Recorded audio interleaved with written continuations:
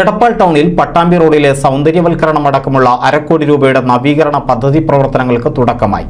പൊതുമരാമത്ത് വകുപ്പിന്റെ ആസൂത്രണത്തിലാണ് പദ്ധതി പ്രാവർത്തികമാക്കുന്നത്.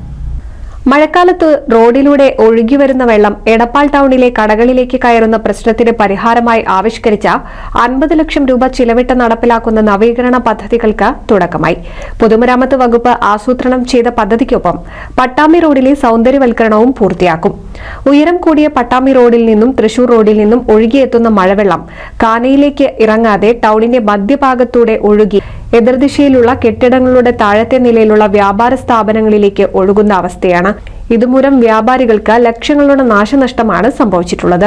പട്ടാമ്പി റോഡിലെ പല സ്ഥാപനങ്ങളും മഴവെള്ളത്തിനൊപ്പം മാലിന്യങ്ങളും ഒഴുക്കിവിടുന്നതിനാൽ കടയ്ക്കുള്ളിൽ വരെ ഇവ എത്തിയിരുന്നു. മേൽപ്പാലത്തിന്റെ പ്രവർത്തികൾക്കു ശേഷം റോഡുകൾ ടാർ ചെയ്തപ്പോൾ കാനയിലേക്ക് വെള്ളം ഇറങ്ങാനുള്ള ഹോളുകൾ അടഞ്ഞതും പ്രശ്നം രൂക്ഷമാക്കി.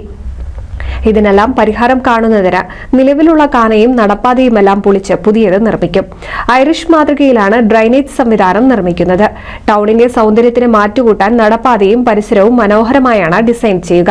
നടപ്പാതകളിൽ ഇന്റർലോക്ക് വിരിച്ച് കൈവരികൾ സ്ഥാപിക്കും. ജനങ്ങൾക്ക് ബുദ്ധിമുട്ട് സൃഷ്ടിക്കാത്ത രീതിയിൽ ഓരോ ഭാഗങ്ങൾ പൊളിച്ച് അവിടെ പ്രവർത്തികൾ പൂർത്തിയാക്കിയ ശേഷമേ അടുത്ത ഭാഗത്ത് പ്രവർത്തികൾ നടത്തൂ എന്നാണ് പൊതുമരാമത്ത് വകുപ്പ് ഉദ്യോഗസ്ഥർ പറയുന്നത്. NCV news Edappal.